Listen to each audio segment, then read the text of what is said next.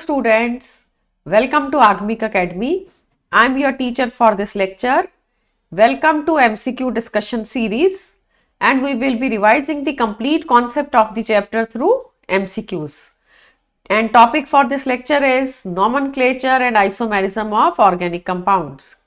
Let's start with the questions.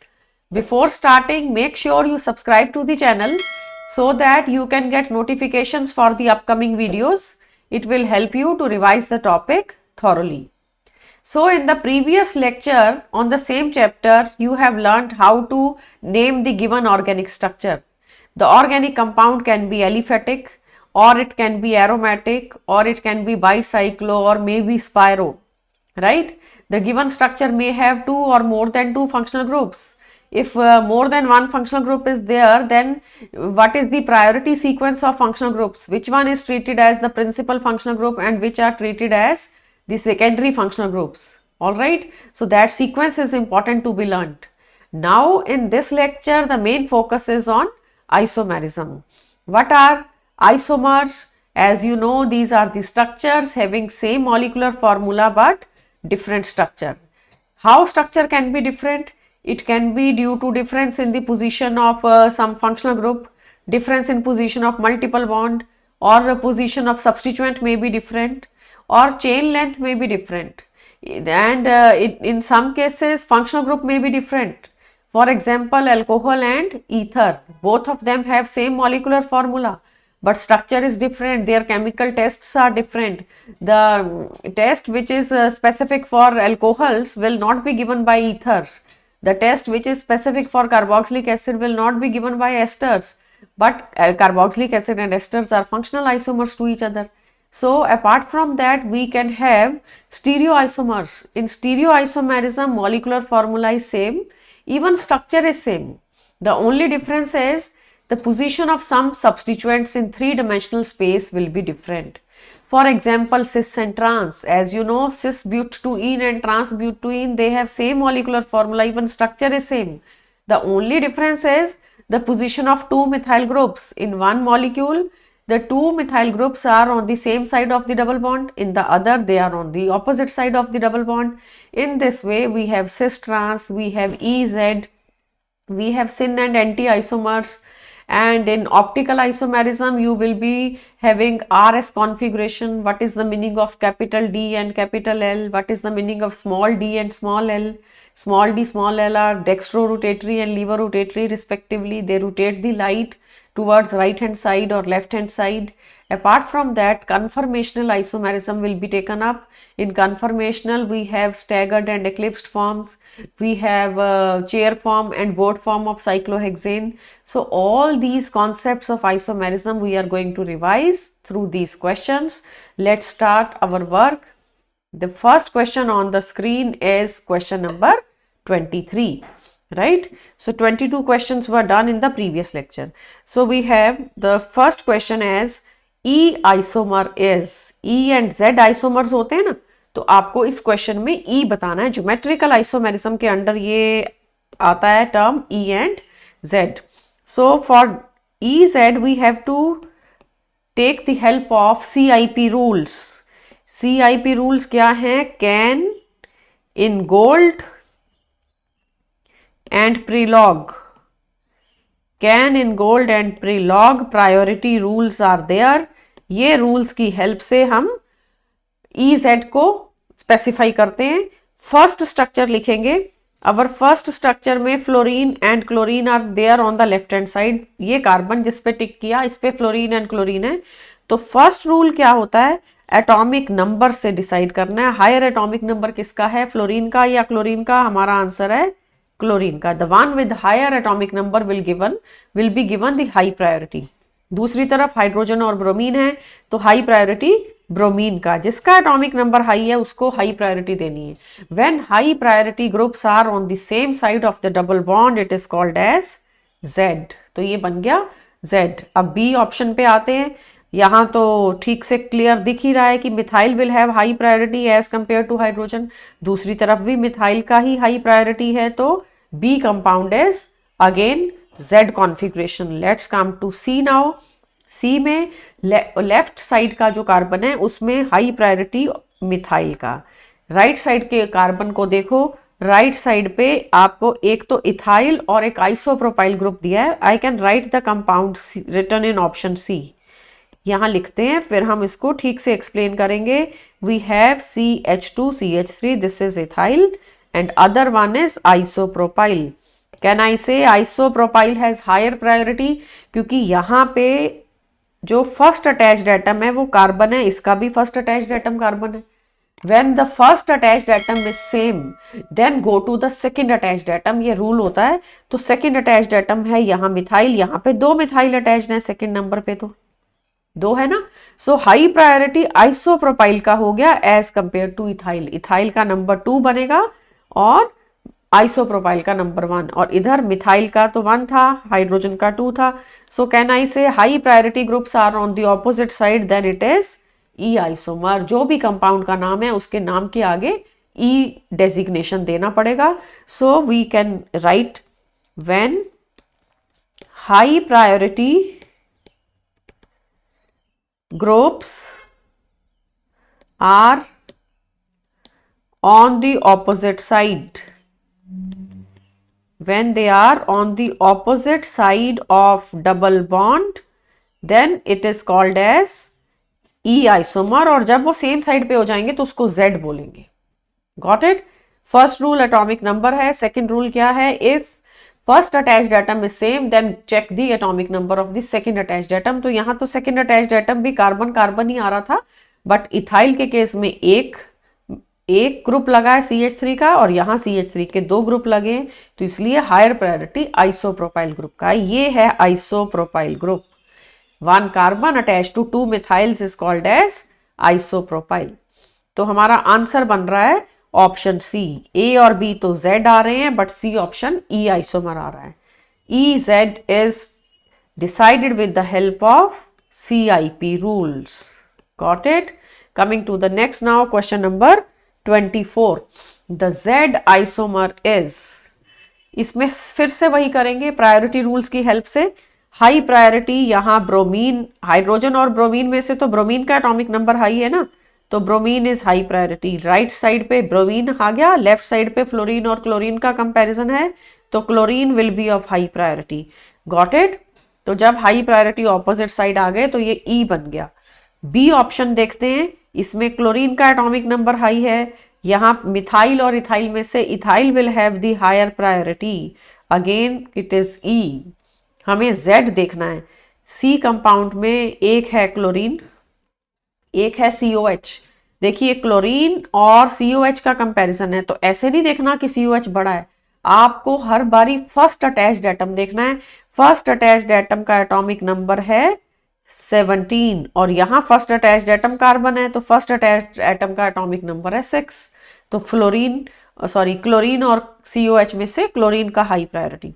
Coming to the methyl, left side methyl and ethyl, तो ethyl will have high priority, again they are on opposite side, तो ये फिर से क्या बन गया?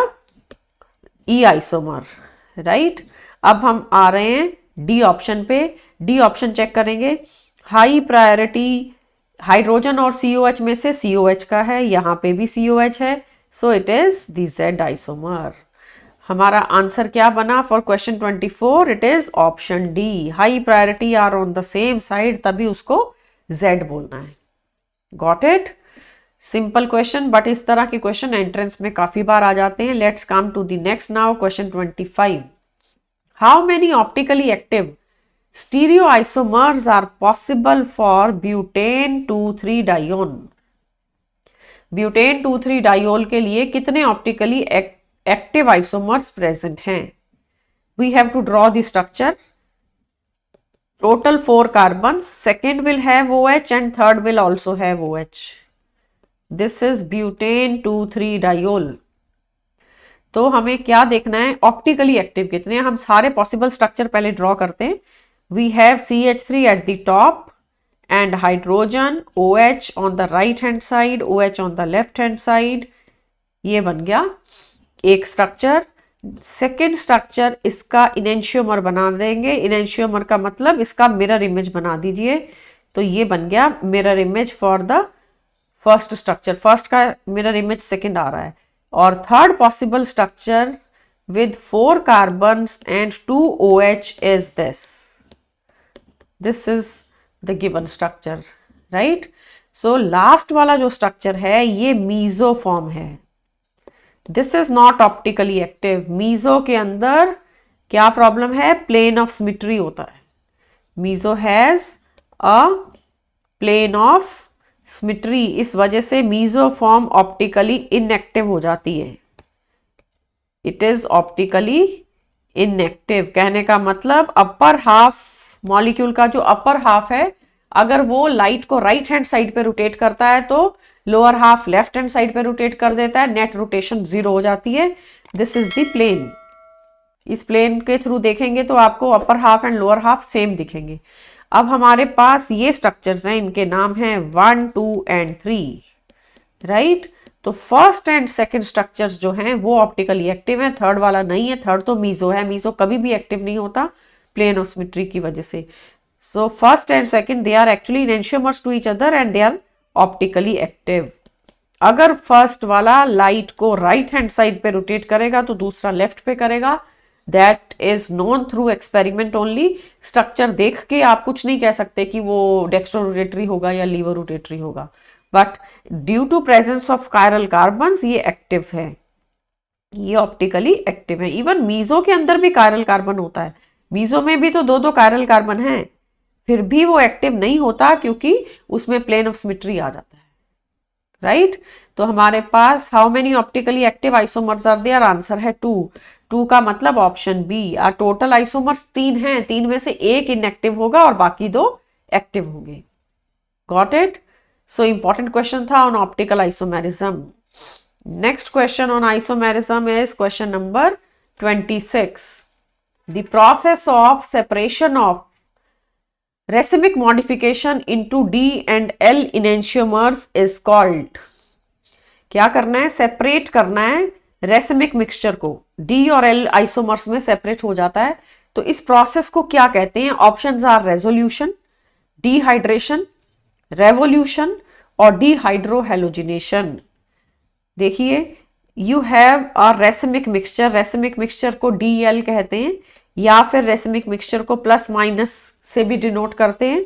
तो ये रेसिमिक मिक्सचर को हमने सेपरेट करना है इनटू D and L आइसोमर। This process is called as resolution. Separation of a racemic mixture into its pure isomers is called as resolution. Got it?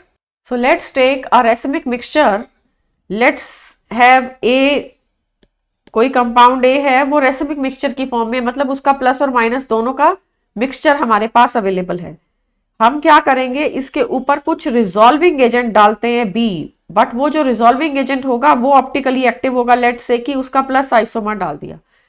जब इस तरह से ऐड किया जाएगा B, तो ये रिएक्शन होने के बाद आपके पास बनेगा A plus and B plus.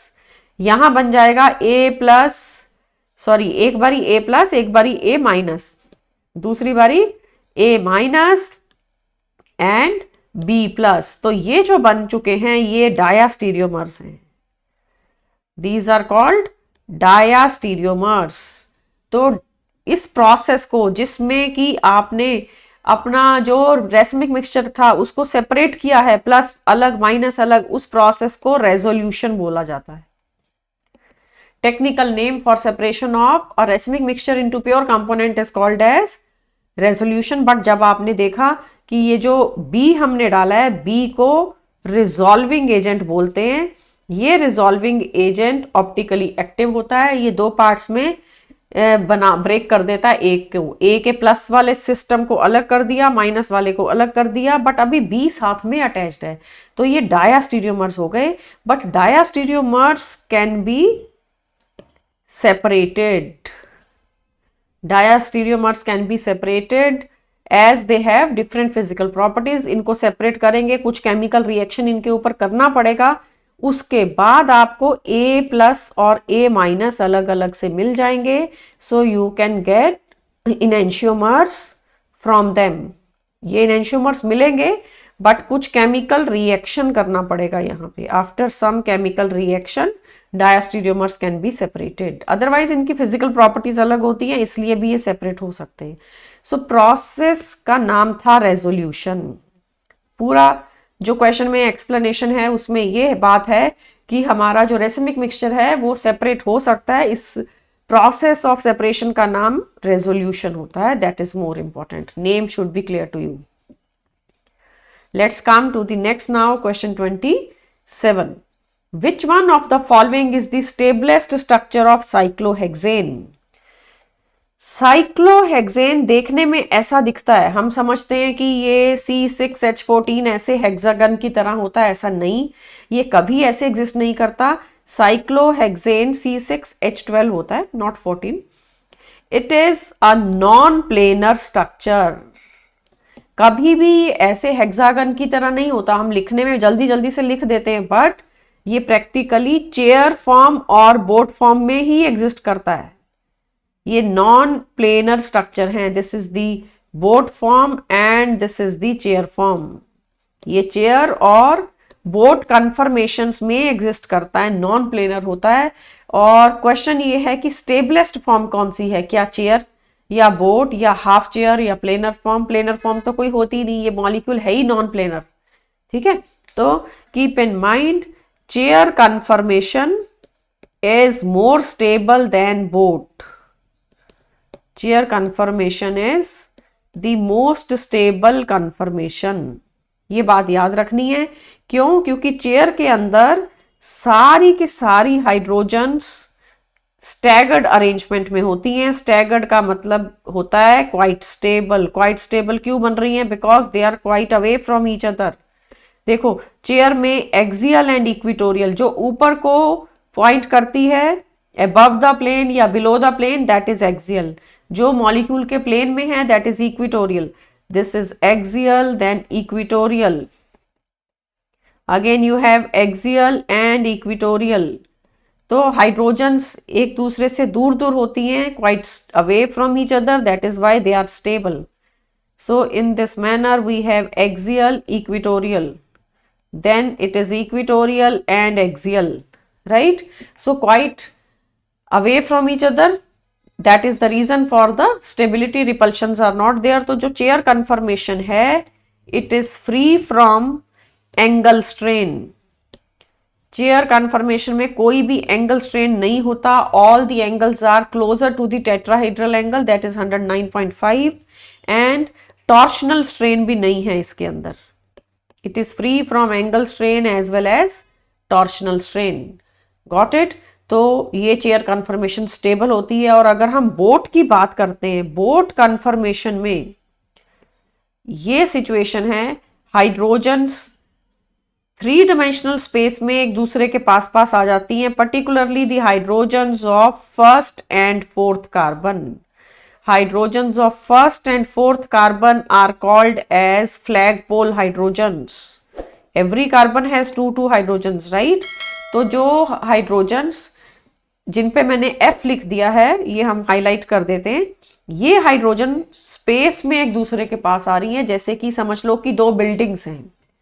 ठीक है, 2 बिल्डिंग्स के ऊपर, ये देखो, ये बिल्डिंग के ऊपर एक फ्लैग है और ये दूसरी बिल्डिंग पे फ्लैग है. एक मैंने ब्लू पेन और एक मैंने व्हाइट पेन रखा है हाथ में. ठीक है, तो दोनों का आपस में बॉन्ड नहीं है, बट स्पेस में एक दूसरे के पास पास आ रहे हैं. ये वाला इस एक राइट साइड की बिल्डिंग पे है, ये लेफ्ट साइड की बिल्डिंग पे है, बट दोनों फ्लैग्स अगर एयर की वजह से एक दूसरे के पास आ जाएंगे तो रिपल्शन होगी. वही सिचुएशन हाइड्रोजन्स की है. So in the boat conformation, flagpole hydrogens repel each other. They repel each other in space. तो चेयर कन्फर्मेशन स्टेबल होती है, ना कि बोट. बोट की डिस्टेबिलिटी का मेन रीजन है फ्लैगपोल हाइड्रोजन्स का रिपल्शन. इसको स्टेरिक स्ट्रेन कहते हैं. स्टेरिक मीन्स स्पेस में, 3 डायमेंशनल स्पेस के अंदर जो स्ट्रेन है, जो टेंशन है, that is called as steric strain. तो steric strain is present in the boat conformation. Chair में ऐसा कुछ नहीं होता, chair is free from angle strain, free from torsional strain and free from steric strain. तो most stable conformation का answer है option C. Sorry, chair is written in A, not in C. ठीक है, चेयर तो A option में लिखा है, तो ए ऑप्शन हमारे क्वेश्चन का answer, right. Let's come to the next question now. Question number 28। The stereoisomers formed when cis-2-butene is treated with Br2। cis-2-butene का रिएक्शन ब्रोमीन के साथ करना है, तो क्या बनेगा? ऑप्शंस हैं मीजो डाइब्रोमोब्यूटेन या रेसिमिक डाइब्रोमोब्यूटेन और pair of diastereomers. You are given cis-2-butene। cis-2-butene के लिए हम ये स्ट्रक्चर ड्रॉ करेंगे, ये cis कन्फर्मेशन, और इस पे Br2 ऐड किया तो क्या प्रोडक्ट आता है? आपको ये याद रखना है, एक मेमोरी एड है कार। कार का क्या मीनिंग है कि cis isomer when undergoes anti addition will give racemic mixture, right. So we can write here cis isomer on anti addition will give racemic mixture DL। Anti addition होता है halogen का। Anti addition का meaning है दोनों bromine opposite side से आएंगे। Br2 add होना है, एक Br का एटम अगर अबव द प्लेन आता है तो दूसरा बिलो द प्लेन आएगा। This is the meaning of anti addition. तो खुद से पता होना चाहिए कि हैलोजन्स हमेशा एंटी मैनर में ऐड होते हैं, ठीक है। तो आपको जो स्ट्रक्चर गिवन है वो है cis-butene। तो आप क्या करोगे? फाइनल आंसर लिखने के लिए CH3 एक बारी Br को राइट पे लगाओ और एक बारी लेफ्ट पे लगाओगे। इस तरीके से दो आइसोमर बनेंगे। सेकेंड कार्बन पे राइट कर दिया है, अब हम सेकेंड कार्बन पे लेफ्ट भी कर देंगे। These are the possible products. 1 second, we have to write 4 carbons in the straight chain and Br एक बारी राइट पे लगा रखा है, एक बारी लेफ्ट पे। So these are called the racemic mixture. These are the two components of the racemic mixture, two enantiomers of the racemic mixtures, right? तो मीजो नहीं बनेगा, रेसिमिक बनेगा। रेसिमिक 2,3 डाइब्रोमोब्यूटेन, बी ऑप्शन हमारा आंसर। ये जो स्ट्रक्चर्स बने हैं they are 2,3 dibromobutane. 2,3 dibromobutane is produced and आपने Br2 ऐड किया एंटी मैनर में और रिएक्टेंट हमारा सिस था। इस तरीके से रेसिमिक मिक्सचर आ रहा है। अगर रिएक्टेंट ट्रांस होता फिर मीजो स्ट्रक्चर बनना था। Car is the best method to learn. Car मतलब सिस एल्कीन, एंटी एडिशन होने पे रेसिमिक मिक्सचर देगा। Coming to the next now, after 28 we have question number 29। The number of structural isomers of C6H14। C6H14 मतलब एनहेक्सेन। उसके कितने structural isomers बनते हैं वो ड्रॉ करने। We are given straight chain structure. First of all C6H14 के लिए हमने एक स्ट्रेट चेन में टोटल 6 कार्बन्स को एडजस्ट किया and corresponding hydrogens. Total 6 means n hexane बन गया। After that we have 5 carbons in the chain. पहले 6 रखे, अगली बार 5 के बाद मैंने मिथाइल अटैच कर दिया है सेकेंड कार्बन पे। अब फिर 5 carbon in the straight chain and methyl कर दिया थर्ड पे। And these are the hydrogen CH3 and you have CH2। Total आप काउंट कर सकते हो 6 कार्बन एंड 14 हाइड्रोजन हैं। थर्ड स्ट्रक्चर के अंदर हाइड्रोजन्स हम लिखेंगे। टोटल हाइड्रोजन यहाँ पे भी 14 आएंगी, कार्बन 6 आएंगे। So we have written n hexane. N hexane के बाद आपने लिखा है 2 मिथाइल पेंटेन, फिर 3 methyl pentane. 5 carbon straight chain में थे, मिथाइल सब्स्टिट्यूएंट था। 2 methyl and 3 methyl pentane. Next structure में हम फिर से 4 कार्बन लेंगे, पहले 5 ले रहे थे, अब 4 carbon in the main chain, and after 4 carbons I have attached 2 methyl groups on the second carbon. On the second carbon 2 methyl groups, it is 2,2 dimethyl butane, 2,2 dimethyl butane. फिर से 4 कार्बन स्ट्रेट चेन में रखेंगे, longest chain is of 4 carbons. Now methyls are attached on second and third. This is 2,3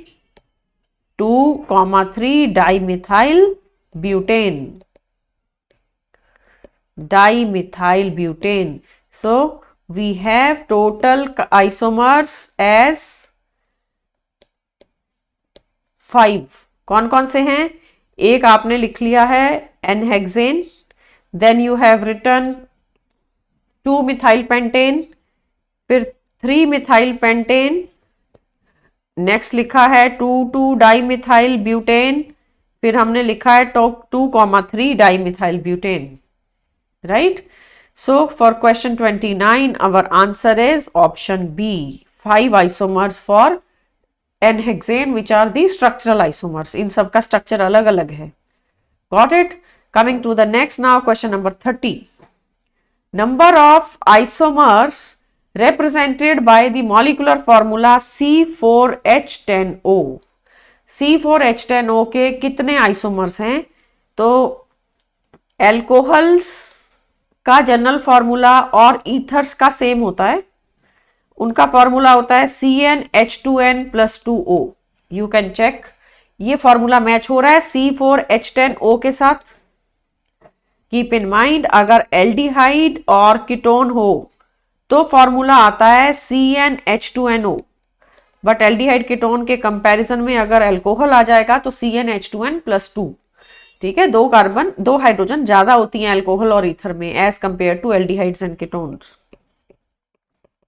right? तो हमारे को दिया गया C4H10O. अब हम पॉसिबल स्ट्रक्चर ड्रॉ करते हैं. We have to take up all alcohols with 4 carbons and all ether with 4 carbon. Question solve करने से पहले ये पता होना चाहिए कि ये फॉर्मूला अल्कोहल का है और अल्कोहल का फंक्शनल आइसोमर ईथर होता है. तो we will draw 4 carbon straight chain में ले लो और ये बना दिया n butyl alcohol. This is butanol और एन ब्यूटाइल अल्कोहल. फिर हम 4 कार्बन स्ट्रेट चेन में लेके OH लगा देंगे. This is secondary butyl alcohol. This is the 2 degree structure, secondary butyl alcohol. We will be writing all possible alcohols with 4 carbons. Then tertiary butyl alcohol के लिए आप 3 degree carbon, एक carbon को 3 carbon से मैंने attach किया और जो 3 डिग्री कार्बन था उसके ऊपर OH लगा दिया. This is called as tertiary butyl alcohol. Next structure you have isobutyl. For isobutyl we will write methyl groups and then total carbon should be 4. This is isobutyl alcohol. Right? तो ये बहुत important है कि 4 carbon को लेके हम कौन कौन से अल्कोहल्स बना सकते हैं. उनके नाम हैं n butyl alcohol first of all, second is secondary butyl alcohol, then we have tertiary butyl alcohol, then we have the isobutyl alcohol. अब 4 कार्बन्स थे, अल्कोहल्स बन गए, अब ईथर भी तो बनाने हैं ना. 4 carbon total and the possible ethers are, first one is diethyl ether, second एक तरफ मिथाइल कर दो दूसरी तरफ प्रोपाइल कर दो, कार्बन का नंबर टोटल 4 ही रहेगा. So this is methyl, then oxygen and then last one is isopropyl. Last वाले का नाम क्या है? Methyl isopropyl alcohol, sorry methyl isopropyl ether. Right? ये क्या है? मिथाइल प्रोपाइल ईथर और you can call it n propyl. तो जो फर्स्ट बना रखा था that is diethyl ether. Total carbons का नंबर 4 है, एक ऑक्सीजन है बाकी हाइड्रोजन्स हैं. We have written 7 total structures. So question क्या था? What is the total number of isomers represented by molecular formula C4H10O? Our answer is 7. 7 means option A, right? This is your answer. Next we come to the question number 31.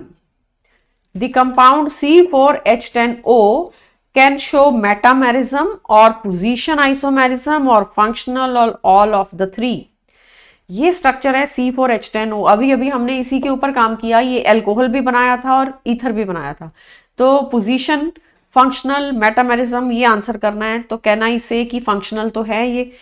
Alcohol and ether they are functional isomers. They are called as the functional isomers. उसके बाद metamerism और position देखो, जैसे कि हमने ये structure draw किया. This is the structure for metamer. Metamers क्या होते हैं? The compounds having different alkyl group on both sides of the functional group. So ethyl, next time हमने कर दिया है methyl and isopropyl. Both of them are metamers to each other. They are metamers. Then we have functional already written. And position isomers के लिए, position के लिए butane 1-ol, first carbon पे OH, और इसी तरीके से सेकेंड कार्बन पे भी OH हो सकता है. 1-butanol and second is 2-butanol. So all the isomers are possible. Position C4H10O structure दिया था. C4H10O के हमने पॉसिबल स्ट्रक्चर बनाए. तो एल्कोहल्स भी बन रहे हैं, ईथर भी बन रहे हैं. Position isomerism and functional metamerism all are coming. So all of the three means answer will be D option, right? Is it clear? Let's come to the next question, 32. Which of the following are chain isomers? A option में देखते हैं. Structure is given with 3 carbons. A में देखो 3 carbon और फिर आगे 4 carbons. तो isomer ही नहीं है ये. चेन तो छोड़ो, ये they are not even isomers. Isomers have same molecular formula. यहां क्या दिया है? ए ऑप्शन में एक कंपाउंड को तो दे रखा है C3H8, दूसरे को दे रखा है C4H10. तो they are not isomers. B के लिए चेक करते हैं. बी में चेन नहीं है, चेन लेंथ सेम है. देखो बी में कार्बन टोटल 2 ही हैं. 2 कार्बन में चेन लेंथ तो डिफरेंट नहीं हो सकती ना. दोनों में 2-2 कार्बन. सो ये भी चेन आइसोमर्स नहीं है. ये तो पोजीशन आइसोमर्स हैं जो बी ऑप्शन है. सी को देखते हैं. सी के लिए एक तरफ 3 कार्बन है और दूसरे में सिर्फ 2 ही कार्बन है. तो they are not even isomers. Chain या पोजीशन की बात नहीं है. उनका तो मॉलिक्यूलर फॉर्मूला ही सेम नहीं है. So they are not chain isomers. D option पे आइए. You are given 4 carbons. ये डी ऑप्शन है. पहला स्ट्रक्चर डी ऑप्शन में स्ट्रेट चेन में 4 कार्बन अटैच्ड. दूसरा स्ट्रक्चर CH3 थ्राइस है. अगर हम उसको एक्सपेंड करेंगे तो ये बनता है. Got it? तो एक का नाम था n butane. The lower one is isobutane. Isobutane का अगर हमें IUPAC नेम देना है तो this is the longest chain. Longest chain is of 3 carbons not 4. 4th carbon तो सब्स्टिट्यूएंट है. So it is called as 2-methyl propane. This is 2-methyl propane. तो ये चेन आइसोमर्स है. Chain isomers differ in the chain length. Chain isomers का parent name अलग अलग होता है. इसका पेरेंट नेम में ब्यूट आ रहा है, इसके पेरेंट नेम में प्रॉप आ रहा है. आइसोमर्स में टोटल नंबर तो सेम रहेगा. टोटल तो 4 कार्बन्स रहेंगे. बट एक में ब्यूट आ रहा है, एक में प्रॉप आ रहा है. सो चेन आइसोमर्स हैं ये ऑप्शन डी के अंदर. राइट? बी में पोजीशन था, ए में तो आइसोमर्स ही नहीं था, सी में भी आइसोमर्स नहीं था. In this way you have to classify the given structures and decide what type of isomerism exists. Let's come to the next question. Question number 33. Consider the following formula. They show position and functional or chain and position, chain and functional or extraordinary type of isomerism. ठीक है, structure को हम ठीक से देखेंगे. अब structure में numbering करते हैं. 1 2 3 4 एंड 5 कार्बन्स। दूसरे बार राइट साइड पे जो नंबर 2 स्ट्रक्चर है उसकी पेरेंट चेन में 5 नहीं है, 4 ही कार्बन है, टोटल 4 कार्बन्स। तो आपके पास चेन आइसोमेरिज्म आ गया ना, एक तरफ 5 और एक तरफ 4। We can draw the structure. You were given this structure as number 1। इसके लिए यहाँ क्लोरीन अटैच्ड है और बाकी मिथाइल इथाइल अटैच्ड हैं। This structure is given to you. Second में आपके पास है चेन लेंथ में 4 कार्बन्स, 1 2 3 4, और सेकेंड पे मिथाइल और सेकेंड पे ही chlorine. Can I say they are position isomers? Position अलग है। यहाँ क्लोरीन जो सब्स्टिट्यूएंट है वो 3rd कार्बन पे लगा है और इसमें जो क्लोरीन है वो 4, total 4 carbon, but chlorine 2nd carbon पे लगा है, तो पोजीशन भी अलग हो रही है और चेन लेंथ तो डिफरेंट है ही है। चेन लेंथ में फर्स्ट वाला का नाम आ रहा है three chloropentane. First is three chloropentane and the lower one is 2-chloro-2-methyl-butane। 2-chloro-2-methyl-butane, right. तो chain length different, so they are chain isomers. Apart from that position भी अलग है, so B option is your answer. यहाँ पे फंक्शनल नहीं हो सकता क्योंकि कोई फंक्शनल ग्रुप है ही नहीं, दोनों में सिर्फ क्लोरीन क्लोरीन सब्स्टिट्यूएंट है और सी के अंदर फिर से फंक्शनल लिखा है, तो फंक्शनल वाला आंसर नहीं आएगा। Coming to the next now, question number 34. The compound which is not isomeric with diethyl ether is, which is not isomeric with diethyl ether. Ether का isomer ether तो होगा ही होगा ना, तो keep in mind alcohol and ether, they are isomers to each other. Alcohol and ethers are functional isomers. उनका molecular formula दोनों का same होता है, दोनों का फॉर्मूला है CnH2n+2O। This is the formula, right. तो methyl n propyl ether, diethyl ether पहले ड्रॉ कर लेते हैं। हमारा क्वेश्चन है डाईथाइल ईथर के ऊपर। दिस इज डाईथाइल ईथर और ए ऑप्शन है methyl propyl ether, right. This is option A. तो सेम फॉर्मूला आएगा 1-butanol, that is also correct. Alcohol and ether are isomers to each other. This is 1-butanol. ये same formula बनेगा। C option में क्या दिया है? In option C it is 2-methylpropane-2-ol। 2-methylpropane-2-ol, total 4 carbon. कहने का मतलब ये टर्शरी ब्यूटाइल अल्कोहल बन गया जो 2-methylpropane-2-ol था। टर्शरी ब्यूटाइल अल्कोहल आइसोमर आएगा। Butanone is written in D option. Butanone is a ketone. Ketone और अल्कोहल कभी भी आइसोमर्स नहीं होते। कीटोन में 2 हाइड्रोजन कम होती हैं अल्कोहल के कंपैरिजन में। अगर आप हाइड्रोजन्स काउंट करो, C4H8O will come here, C4H10 will be there, C4H10, we can count the hydrogens in all of them, C4H10O, right. तो हमारे पास क्या क्या बन रहा है कि ये तो सब मैच कर रहे हैं, C4H10O मैच कर रहे हैं बट C4H8O मैच नहीं कर रहा है। तो नॉट आइसोमेरिक पूछा गया था, नॉट आइसोमेरिक में हमारा आंसर बनेगा option D. Is it okay? Let's come to the next question now, question 35। Maximum number of isomers for an alkene with formula C4H8 is, C4H8 structure दिया है तो maximum कितने आइसोमर्स बनते हैं? Alkene है ना, CnH2n का एग्जाम्पल C4H8 दिया है, 4 carbons in the straight chain and a double bond. This is but one ene, this is but one ene. अब हम ड्रॉ कर देंगे ब्यूट-2-ईन। डबल बॉन्ड का पोजीशन चेंज कर दिया। ब्यूट-2-ईन का भी फॉर्मूला C4H8 है बट इसमें तो सिस एंड ट्रांस दोनों एग्जिस्ट करेंगे। एक बारी आप दोनों मिथाइल्स को डबल बॉन्ड के साथ अबव द प्लेन बनाएंगे, दूसरे में 1 methyl is above the plane, other is below the plane, so 1 is cis, other is the trans isomer.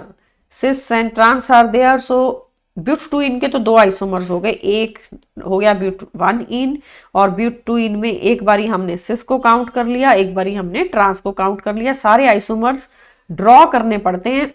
उसके बाद फोर्थ स्ट्रक्चर बनाने के लिए let's write total 3 carbons in the main chain, और एक मिथाइल को सब्स्टिट्यूएंट बना देंगे। ये आपका आंसर नाम है 2 मिथाइल प्रोप 1 इन, 2 मिथाइल प्रोपीन। तो कितने आइसोमर्स बन गए हैं? C4H8 के लिए मैंने पहले स्ट्रेट चेन में 4 कार्बन रखे, और अगली बारी स्ट्रेट चेन में 3 कार्बन रख के 1 मिथाइल एज अ सब्स्टिट्यूएंट। और डबल बॉन्ड का पोजीशन हम बार बार चेंज करते हैं, कभी फर्स्ट कार्बन पे, कभी सेकंड कार्बन पे। So after trying all the possibilities we have written 4 structures, 4 alkenes, hence our answer is option B. Total 4 alkenes बनती हैं। एक है ब्यूट 1 इन, ये लिखा हुआ है but 1 ene, then cis but 2 ene, next is trans but 2 ene, और फिर एकदम लास्ट में ये वाला 2 मिथाइल प्रोपीन। Got it? हमारा आंसर है option B. Let's move on to the next question now, question number 36। Which of the following is not chiral? Optical isomerism का question है, विच इज नॉट कायरल। जो भी structure में chiral carbon होता है वो स्ट्रक्चर कायरल हो जाता है। अब 3 bromopentane is the first option, let's draw it. 3 पे Br, 3 bromopentane, right? This is 3 bromopentane. So this is having a chiral carbon. Chiral carbon की वजह से सिंगल chiral कार्बन के अंदर तो मॉलिक्यूल इटसेल्फ chiral बन जाता है। विच इज नॉट chiral पूछा है, तो अब left and right side check करते हैं, पहले डिसाइड बाद में करेंगे। लेफ्ट साइड पे इथाइल है, राइट पे भी इथाइल है, और कायरल नहीं है। दोनों तरफ सेम ग्रुप आने से फिर सिमेट्री एलिमेंट आ गया। सिमेट्री नहीं होनी चाहिए कायरलिटी के लिए। For chirality condition for chirality is dissymmetry. Molecule में कहीं से भी सिमेट्री का एलिमेंट नहीं आना चाहिए, डिसमिट्रिक होना चाहिए मॉलिक्यूल। तो ए ऑप्शन में तो सिमेट्री आ रहा है, देखने में लग रहा था कायरल होगा, पर एक तरफ इथाइल है, दूसरी तरफ भी इथाइल है। All the 4 groups should be different, तब जाके कायरल बनता है।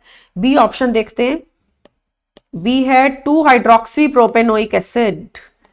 2 पे OH लगाना है, total 3 carbon, propanoic acid. So 2 hydroxy propanoic acid has a chiral carbon in the center, therefore it is chiral. 2-butanol, C option is 2-butanol, ये भी chiral बनेगा। हमें स्ट्रक्चर ड्रॉ करना पड़ता है, फिर हम देखते हैं कि जिस कार्बन पे OH लगा है उस पे चारों के चारों ग्रुप डिफरेंट हैं। एक तरफ इथाइल, एक तरफ है मिथाइल, एक OH and H, all the 4 groups are different, therefore this carbon is chiral. D option is 2,3 डाइब्रोमोपेंटेन। अब आता है पेंटेन 5 कार्बन्स एंड 2 पे Br, 3 पे भी Br को यहाँ पे हम देखेंगे कोई भी 2 ग्रुप सेम नहीं है। These are the chiral carbon. Second carbon पे चारों ग्रुप डिफरेंट हैं, थर्ड पे भी चारों ग्रुप डिफरेंट हैं, तो ये सब कायरल हो रहे हैं। फर्स्ट वाला जो है वो कायरल नहीं है। द फर्स्ट ऑप्शन के अंदर जो कंपाउंड है that is a chiral, because it is symmetry, it is symmetric, it is having an element of symmetry. So हमारा आंसर है 3 bromopentane, I mean to say option A, right.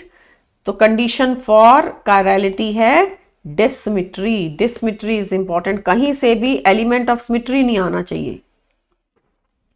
ऐसा नहीं होना चाहिए लेफ्ट और राइट साइड सेम है molecule की, या अबव द प्लेन और बिलो द प्लेन सेम है, ऐसा नहीं। Next number 37, the number of primary amines of formula C4H9N। So isomerism में आप देख रहे हो नंबर ऑफ आइसोमर्स बहुत इंपॉर्टेंट चीज है, किस तरीके से हमें एक एक आइसोमर काउंट करना पड़ता है। We are given an amine now C4H11N, एक अमीन आपको दी गई है, उसमें कितनी प्राइमरी अमीन्स बनेंगी, 4 कार्बन ही रखने हैं, मतलब ब्यूटेन का अमीन है, ब्यूटेनामाइन है ये।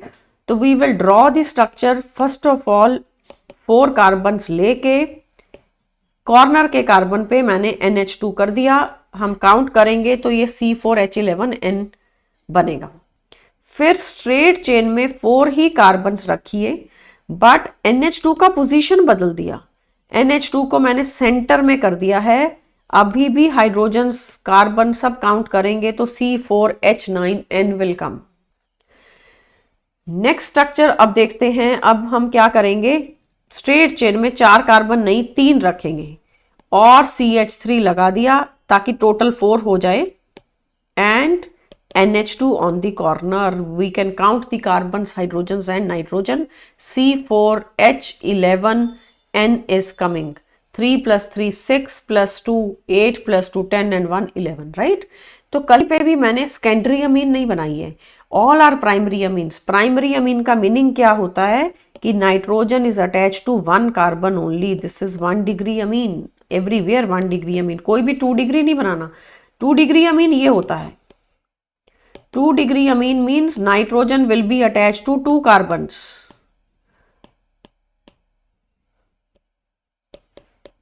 This is 2 degree amine. तो हमारे क्वेश्चन ने हमें कहा है सिर्फ 1 डिग्री अमीन बनाइए, तो हमारा आंसर आ रहा है एक तो ब्यूटेनामाइन, we can write it 1 butanamine, then it is 2 butanamine. Next name is 2-methyl propanamine. But ये याद रखिए कि हमें कायरल कार्बन भी तो चेक करना है। ये आपने जो स्ट्रक्चर्स बनाए हैं 1 2 एंड 3, सेकेंड स्ट्रक्चर के अंदर एक कार्बन कायरल है, ये वाला। This is a chiral carbon, जिसपे हम स्टार डालते हैं वो कायरल कार्बन होता है। सो कायरल का मतलब इसके 2 पॉसिबल स्ट्रक्चर बनेंगे, R and S। R and S दोनों स्ट्रक्चर्स बनेंगे। तो यहाँ पे ये कार्बन, कायरल वाला कार्बन कंसीडर करके ये डिसाइड होता है कि जो 2 ब्यूटेनामाइन है इसके 2 स्ट्रक्चर, एक R और एक S। Hence total number of isomers is 4। कौन कौन से 4? 1 ब्यूटेनामाइन, 2 ब्यूटेनामाइन में R, और फिर 2 ब्यूटेनामाइन में S, और फिर 2 methyl propanamine. Total 4 isomers are there. तो आपका आंसर बनेगा 4 means option D, right. Simple question, but be careful for chirality. और किसी में कायरल कार्बन नहीं है, फर्स्ट कंपाउंड में, थर्ड में कायरल कार्बन कहीं नहीं है, बट सेकंड में है। जब जब कायरल कार्बन आएगा तो स्ट्रक्चर्स डबल कर देनी है। Let's move on to the next now after 37th। Next is question number 38। Which of the following has a meso isomer also? So ये सारे ऑप्टिकल आइसोमेरिज्म के क्वेश्चन हैं। अब मीजो देखो किसके अंदर है, 2,3 डाइक्लोरोब्यूटेन, ये ड्रॉ करना पड़ेगा। A option 2,3 dichlorobutane. Plane of symmetry अगर प्रेजेंट होता है तो मॉलिक्यूल को हम मीजो का नाम देते हैं। This is a plane of symmetry, Therefore, it is called as meso. Meso कभी भी ऑप्टिकली एक्टिव नहीं होते। Let's draw the second structure. A option तो आ गया meso। सेकेंड है 2 क्लोरोब्यूटेन, 4 कार्बन, सेकेंड पे chlorine. This is 2 chlorobutane, right. 2 chlorobutane मतलब chiral carbon is present, single chiral carbon. यहां 2 कायरल कार्बन थे मीजो में, बट 2 कायरल कार्बन के बावजूद वो ऑप्टिकली इनएक्टिव है। क्यों? क्योंकि उसमें प्लेन ऑफ सिमेट्री आती है। सो प्लेन ऑफ सिमेट्री नहीं होना चाहिए। कायरलिटी का कंडीशन कायरल कार्बन नहीं है, कायरलिटी का कंडीशन है मॉलिक्यूल में सिमेट्री नहीं होनी चाहिए, molecule should be dissymmetric, right. अब third option 2,3 dichloropentane. Let me write the structure for 2,3 dichloropentane. 5 carbon, 2 पे क्लोरो, 3 पे chloro. This is 2,3 dichloropentane. Got it. तो यहाँ पे भी कायरल कार्बन है, कोई सिमेट्री नहीं है। यहाँ आप कोई भी प्लेन ड्रॉ करके देख सकते हो, ऐसा कोई प्लेन नहीं है जो मॉलिक्यूल को 2 इक्वल पार्ट्स में डिवाइड कर दे, जबकि ये फर्स्ट स्ट्रक्चर में तो था। ए ऑप्शन में तो दिख रहा है plane of symmetry, This is the plane. Plane of symmetry is present in option A, तभी हमने उसको मीजो बोला. डी देखते हैं, 2 हाइड्रोक्सी प्रोपेनोइक एसिड. ये जो 2 हाइड्रोक्सी प्रोपेनोइक एसिड है, it is called as lactic acid. तो इसमें भी कायरल कार्बन प्रेजेंट है. This is the carbon which is chiral. So all of them are optically active, but A option active नहीं है. A option में meso structure बन रहा है. सो आपका आंसर 2,3 डाइक्लोरोब्यूटेन. राइट. मीजो तो ऑलवेज इंपॉर्टेंट टॉपिक होता है for optical isomerism. Let's come to the next now. Question 39. Which of the following does not show geometrical isomerism? Geometrical कौन नहीं शो करता है वो बताना है. फर्स्ट स्ट्रक्चर ड्रॉ करेंगे. A option 1,2 dichloro 1 pentene, 5 carbons. ये पेंटीन फर्स्ट पे क्लोरीन और सेकंड पे भी क्लोरीन. ये मैंने ऑपोजिट मैनर में लगाए हैं. ये मैंने ट्रांस बना दिए. सिस भी तो बन सकते हैं ना, सेम साइड पे भी हो सकता है. ये देखो, this chlorine and this chlorine, अभी तो मैंने ऑपोजिट बनाए हैं. ये सेम साइड पे भी आ सकते हैं, मतलब सिस ट्रांस एग्जिस्ट करेगा. यहां तो ज्योमेट्रिकल आइसोमेरिज्म एग्जिस्ट कर रहा है. B option 1,3 dichloro 2 pentene, total 5 carbon. Second पे डबल बॉन्ड, 1 पे क्लोरीन और 3 पे भी क्लोरीन. ये स्ट्रक्चर है आपके पास given in the option B. We have written all the hydrogens. तो can I write it like this. एक तरफ है इथाइल, इसी स्ट्रक्चर को हम ऐसा लिख सकते हैं, इथाइल एंड क्लोरीन, और फिर ये CH2Cl इस कार्बन पे और ये हाइड्रोजन. सो आप देख सकते हो इसको सिस ट्रांस की टर्म्स में हम डेजिग्नेट कर सकते हैं. 4 ग्रुप्स अलग अलग हैं, तो आप EZ भी लिख सकते हो. हायर प्रायोरिटी लोअर प्रायोरिटी के हिसाब से EZ बन जाएंगे. राइट. तो ज्योमेट्रिकल आइसोमेरिज्म इसके अंदर भी प्रेजेंट है. सी ऑप्शन पे आते हैं. सी में दिया है 1,1 डाइक्लोरो 1 पेंटीन. इसको ड्रॉ करेंगे. 1 पेंटीन लिख के और 1,1 dichloro 1,1 dichloro 1 pentene I have written. Total 5 carbons were taken. तो ये देख लीजिए, कोई भी यहाँ पे सिस ट्रांस की पॉसिबिलिटी नहीं है. सिस ट्रांस कब बनता है? जब दोनों डबल बॉन्ड के कार्बन पे सिमिलर ग्रुप प्रेजेंट हो. यहां तो एक ही कार्बन पे 2 क्लोरीन्स आ गई. No geometrical isomerism is possible. No geometrical isomerism. Let's move to the next. C answer आ चुका है वैसे, does not show. C answer है. डी को भी देख लेते हैं. 1,4 dichloro 2 pentene, 1,4 dichloro 2 pentene. Second पे डबल बॉन्ड, 1 पे और 4 पे डाइक्लोरो कर देना है. You are given 1,4 dichloro 2 pentene. इसमें भी ज्योमेट्रिकल आइसोमर आएगा. ये स्ट्रक्चर हैं. हाइड्रोजन्स कंप्लीट करेंगे पहले. ये देखिए, अगर मुझे इसको शो करना है ज्योमेट्रिकल की टर्म्स में, मॉलिक्यूल को सिस ट्रांस की टर्म्स में लिखना है, तो स्टीरियोकेमिस्ट्री दिखानी पड़ेगी. ये स्ट्रक्चर बनेगा. अभी जो स्ट्रक्चर बना दिया गया है वो सिस बनाया. ऐसे ये ट्रांस भी तो एग्जिस्ट कर सकता है ना. तो इसमें high priority groups are on the same side, या कह लो hydrogens are on the same side. तो geometrical isomerism is present in all of them except for option C. C में ज्योमेट्रिकल आइसोमेरिज्म नहीं होगा. सो ज्योमेट्रिकल का कंडीशन होता है कि रिस्ट्रिक्टेड रोटेशन होती है मॉलिक्यूल के अराउंड. यहाँ डबल बॉन्ड के अराउंड रोटेशन रिस्ट्रिक्टेड है. Got it? Coming to the next now. Question number 40. Optically active tartaric acid is named as D plus tartaric acid because it has a positive optical rotation and is derived from D-glucose, pH in organic solvent, optical rotation and is derived from D-glyceraldehyde, and optical rotation only when substituted by deuterium. D-glyceraldehyde से derive हुआ है.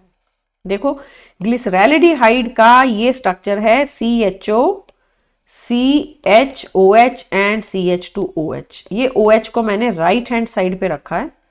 This is called as D-glyceraldehyde. It is called D isomer. तो ये reference है for designating all the sugars या all the organic compounds को अगर designate करना है, जैसे कि टार्टारिक एसिड को, तो OH सेकेंड लास्ट कार्बन में अगर राइट हैंड साइड पे होता है तो उसको D कहते हैं। तो ये डी ग्लिसरैल्डिहाइड से डिराइव हुआ डी टार्टारिक एसिड, इसलिए D बोला गया।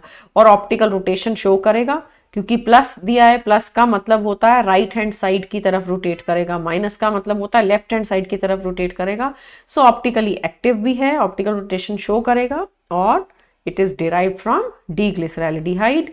इसको हम बोलते हैं this designation of the molecule as D, capital D capital L। अगर ये OH लेफ्ट पे हो जाता है, ये वाला OH, तो उसको L ग्लिसरैल्डिहाइड बोला जाता है, अकॉर्डिंगली L टार्टारिक एसिड बोला जाता। तो हमारे पास ये स्ट्रक्चर होता है टार्टारिक एसिड का, टॉप पे COH, HOH, देन HOH। ये OH को राइट पे रखना है, तब ये D डेजिग्नेशन आएगा। अगर लेफ्ट पे ले जाओगे तो L डेजिग्नेशन आता है। इसी तरीके से हमारा answer for question number 40 it is option C, right. Moving to the next now, the number of isomers of the compound with formula C2BrClFi। 4 के 4 हेलोजन लगा दिए, C2BrClF एंड I। इसके आइसोमर्स बताने हैं। Molecule has a double bond, carbon carbon double bond है इसमें। Br को रखा मैंने लेफ्ट पे और यहां पे कर दिया है फ्लोरीन। नेक्स्ट स्ट्रक्चर में हम फिक्स करते हैं कि Br के साथ क्लोरीन आ गया, अभी बाकी ग्रुप्स लगाएंगे। नेक्स्ट स्ट्रक्चर में Br के साथ मैंने आयोडीन कर दिया। तो आइसोमर्स लिखने के लिए इस तरीके से सारे ट्राई कर लिए। अब Br से ऑपोजिट एक स्ट्रक्चर में कर दिया है आयोडीन, Br से ऑपोजिट नेक्स्ट स्ट्रक्चर में हमने कर दिया है आयोडीन, तो हो गया ना। Br के ऑपोजिट फ्लोरीन कर दो और फिर ये आयोडीन आ जाएगा। फिर यहां Br से ऑपोजिट हमने लिखा क्लोरीन और ये आ जाएगा फ्लोरीन। तो 3 स्ट्रक्चर मैंने बनाए हिट एंड ट्रायल मेथड से, डबल बॉन्ड सेंटर में रख के। अब ये फर्स्ट स्ट्रक्चर जो है इसका ऑपोजिट वाला बना देंगे। कहने का मतलब बॉन्ड को रोटेट करें अगर, तो iodine will go above the plane, chlorine will come below the plane. अगली बार सेम काम करेंगे। Carbon carbon double bond in the centre, ये ब्रोमीन है और ये fluorine above the plane, iodine below the plane. Then you have carbon carbon double bond, bromine, here you have iodine, chlorine above the plane and fluorine below the plane. In this way total आपने 6 alkenes बना ली हैं जिनके ऊपर चारों halogen लगे थे, bromine, chlorine, fluorine and iodine, right. एक corner को मैंने फिक्स किया, यहां किसी एक को फिक्स कर लो, चाहे फ्लोरीन को चाहे क्लोरीन को। फिर उसके विद रिस्पेक्ट टू उसकी ट्रांसपोजिशन पे हमने पोजीशंस चेंज कर करके टोटल नंबर निकाल दिया। तो हमारा आंसर आ रहा है D option, total 6 isomers are possible, right. Let's come to the next type of isomerism shown by nitromethane. देखिए नाइट्रोमीथेन में क्या मेटामेरिज्म होता है या ऑप्टिकल या टॉटोमेरिज्म और position. This is given to you nitromethane. Nitromethane में अगर हम स्ट्रक्चर को एक्सपेंड करते हैं तो हाइड्रोजन शिफ्ट होती है, जैसे कीटोइनोल आइसोमेरिज्म होता है वैसे नाइट्रो एकाई टॉटोमेरिज्म एग्जिस्ट करता है। It is called as nitro aci tautomerism. तो आपने क्या देखा कि एक हाइड्रोजन शिफ्ट हो जाएगी और ऑक्सीजन को मिल जाएगी। दोनों स्ट्रक्चर्स एक दूसरे के साथ इक्विलिब्रियम में रहती हैं। It is CH2 double bond move करेंगे जब, तो हाइड्रोजन अपने इलेक्ट्रॉन्स लेके नहीं जाएगी, इलेक्ट्रॉन पीछे ही रहेंगे। वो डबल बॉन्ड शिफ्ट हो गया and this is OH and coordinate bond, right. This is called the nitro form and this is called aci form. Nitro aci tautomerism exist करता है।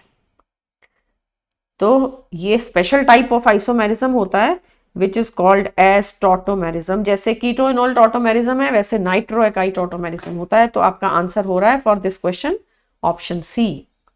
Let's come to the next now, question number 43. Which of the following is optically active? Optically active के लिए तो सारे structures draw करने पड़ेंगे। Butane is not active, butane में कहीं भी कायरल कार्बन नहीं मिलेगा। This is butane. Then you have 4 methyl heptane. Heptane draw करेंगे, फिर चेक करेंगे कोई कायरल कार्बन है या नहीं। टोटल आपने 7 कार्बन ड्रॉ करके 4th कार्बन पे मिथाइल लगा दिया and we will complete the hydrogens, ताकि हर कार्बन का टेट्रा कोवलेंसी मेंटेन हो जाए। अब आप चेक करिए, ये ग्रुप सेम है, लेफ्ट पे भी प्रोपाइल है, राइट पे भी प्रोपाइल है। चारों ग्रुप डिफरेंट होने चाहिए थे, यहां 2 सेम हो रहे हैं। सो ए ऑप्शन एक्टिव नहीं है, बी भी एक्टिव नहीं है। C option is 3 methyl heptane. 3 methyl heptane is given to us. We have 7 carbons and 3 पे आपने मिथाइल लगा दिया। कोई भी कार्बन अब आपको, कोई 2 ग्रुप सेम नहीं मिलेंगे।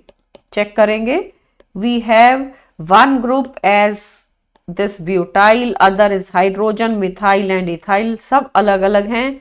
तो हमारे को ये ऑप्टिकली एक्टिव मिलेगा क्योंकि कायरल कार्बन है इसमें। कायरल कार्बन को हम स्टार से रिप्रेजेंट करते हैं। So this compound is optically active.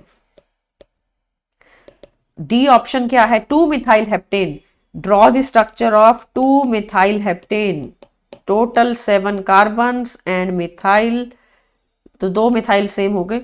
Carbon count कर लेना चाहिए ठीक से कि 7 ही रखने हैं, 4 5 6 7।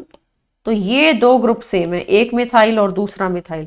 सो जहां जहां सेम ग्रुप आएंगे वो स्ट्रक्चर एक्टिव नहीं हो सकता। आपका आंसर बन रहा है ऑप्शन सी। सी के अंदर कायरल कार्बन था। Chiral carbon means that the molecule is optically active. Coming to the next, an enantiomerically pure acid is treated with racemic mixture of an alcohol and having 1 chiral carbon, the ester formed will be। enantiomerically pure acid मतलब RCOH ले लिया, late से कि plus ले लो, pure बोला या plus या minus को प्योर कहते हैं। अब इसको ट्रीट किया विद सम एल्कोहल।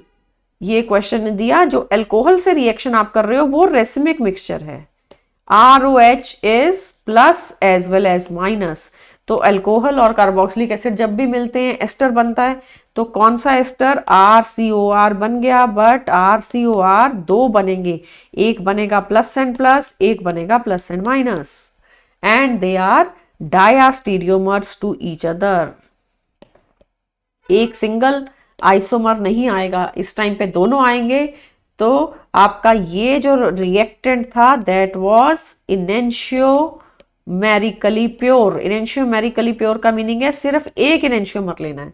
और फिर जब आपने रिएक्शन किया तो आपने रिएक्शन किया है रेसिमिक मिक्सचर के साथ। रेसिमिक मिक्सचर के साथ रिएक्शन करने पे आपको डायास्टीरियोमर्स मिलते हैं। सो हमारा आंसर बनेगा option A, diastereomeric mixture is obtained. Let's come to the last question now. The 2 structure of D-glucopyranose forms are। Glucopyranose ये है, ग्लूकोज का पायरेनोज स्ट्रक्चर बनाना है और हाइड्रोजन एंड OH HOH इसी तरीके से ग्लूकोज के स्ट्रक्चर में, फिर HOH, 3rd कार्बन पे opposite configuration, 4th carbon same configuration and 6th carbon is having CH2OH and H, right. ये एक स्ट्रक्चर मैंने बना दिया। सेकेंड स्ट्रक्चर जब बनेगा तो हाइड्रोजन जो पहले अबव द प्लेन थी, ये वाली फर्स्ट कार्बन की हाइड्रोजन जो अबव द प्लेन थी उसको बिलो द प्लेन करेंगे। OH is above the plane now and the remaining carbons are having same configuration. You have this as your structure. If I number, this is the first carbon, second, third, fourth, fifth and ये 6th carbon है, right? So this is alpha glucose या कह लो alpha glucopyranose. This is beta glucose. Both of them are anomers to each other. The isomers which differ in configuration at first carbon, they are called as anomers. Isomers differing in configuration at the first carbon are called anomers. They are called as anomers. तो आपके question का answer बन रहा है A option.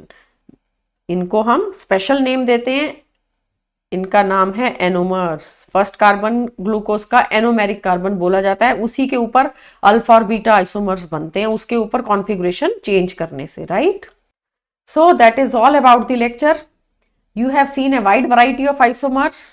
How to find out the given structure is chiral or not, given structure is optically active or not, what is the meaning of meso, meaning of racemic mixture, meaning of diastereomers, process of resolution, all that we have learnt. And apart from that, the geometrical isomers are designated as cis trans or EZ. By the help of CIP rules, we have learnt how to give designation for the given structure. Even the question is coming whether the molecule is showing geometrical isomerism or not. For conformational isomerism, we have seen the chair and boat form of cyclohexane, which one is more stable, and how to find the total number of isomers. Which functional group is the isomer for the other, which functional group, like alcohol is isomeric to ether, and alcohol के बाद aldehydes and ketones are isomers, carboxylic acid and esters are isomers. 1 degree, 2 degree, 3 degree amines are also functional isomers to each other. In 1 degree amine, nitrogen will be attached to 1 carbon. 2 degree, nitrogen will be attached to 2 carbons. 3 degree mein it is attached to 3 carbons. All that we have taken up. So keep revising. Topic is very important. Question on isomerism can be asked in any chapter of the organic chemistry. That is the important thing. And make sure you revise and make sure you subscribe to the channel. It will help you to get notifications for the upcoming videos, and you can have a better revision. Thank you and bye bye.